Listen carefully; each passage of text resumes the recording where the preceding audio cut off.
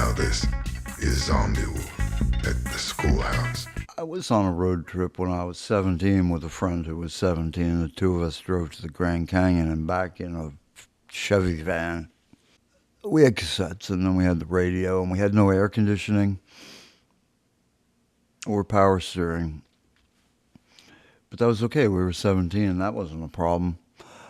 We camped at a campground like 10 miles from the entrance to the Grand Canyon. And the campground was like 5 acres of flat and open. There was absolutely nothing there. It was like primitive campground. And there were like maybe one or two other people even there that night. They were off on the other side. But we were next door to a tourist attraction. And it was like 5 acres.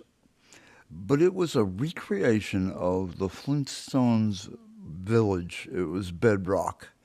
And it was a life-size bunch of Flintstone houses and buildings, painted like Flintstones houses and buildings. I think there was a car. The car was there.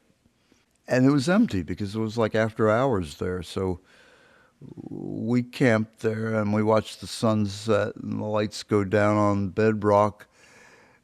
And there was some psychedelics involved, and it was just very weird, you know? Weird things and weird substances just, they always seem to go together, okay? They always seem to, like, one, you know, just when you're, like, in a weird mood is when genuine weird things happen. That's weird. That itself is weird. It's a win-win-win, right? So that was the Grand Canyon. The Grand Canyon was great. We went to Denver. We were only 17. We actually stayed in a hotel that night, and we tried to buy beer, and I looked like I was 13, and my friend who was 17 looked like he was 17. So we went to a handful of places, liquor stores, and they wouldn't sell them any beer. Went back to the hotel, and then we realized the hotel had room service, so we ordered a 6-pack of beer, and they brought it to us. That was kind of sweet.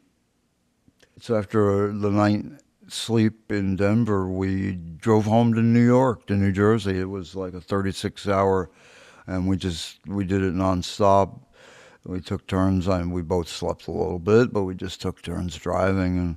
But I did get pulled over in Iowa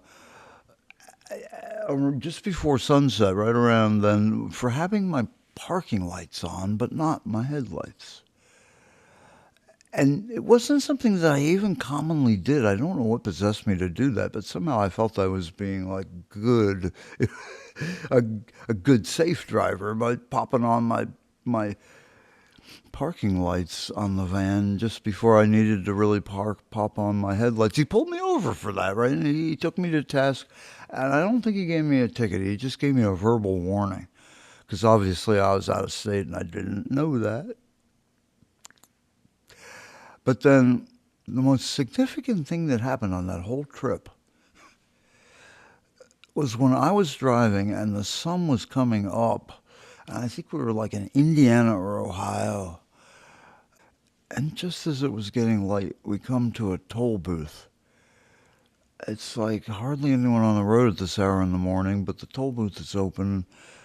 I pull up the toll booth and it's got a toll booth attendant, and it's like a quarter. And I give him the quarter.